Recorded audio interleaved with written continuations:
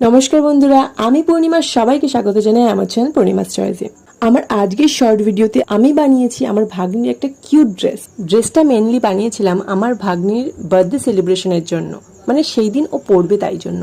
বিশ্বাস করো, একদমই ড্রেসটা বানানোর কোনো প্ল্যান ছিল না, কারণ হাতে অলরেডি অনেক কটা অর্ডারও ছিল। আর কদিন আগেও আমি পুচকে দুটো ড্রেস বানিয়েছিলাম, তা সত্ত্বেও মা বলেছিল বানিয়ে দে, মাসিমণি বানিয়ে দেবে, এটা তো ভালো কথা। সত্যি বলতে আমি ড্রেসটা এমন সময় বানাতে বসেছিলাম যখন আমার হাতে একদমই টাইম ছিল না। মানে আমি বিকেলবেলা ওদের বাড়িতে যাব আর সকালবেলা বসে ড্রেসটা কেটেছি আর ওদের বাড়িতে গিয়ে স্টিচ করেছি। তোমরা মেশিনটা দেখলে বুঝতে পারবে যে আমার মেশিনটা কিন্তু এটা নয়। ড্রেসটা বানাতে ভয়ও পাচ্ছিলাম, কারণ আমার কাছে একদম 1 মিটারের থেকেও কাপড় কম ছিল, প্লাস আমি ওর বডির মাপ না নিয়ে ড্রেসটা কেটেছিলাম।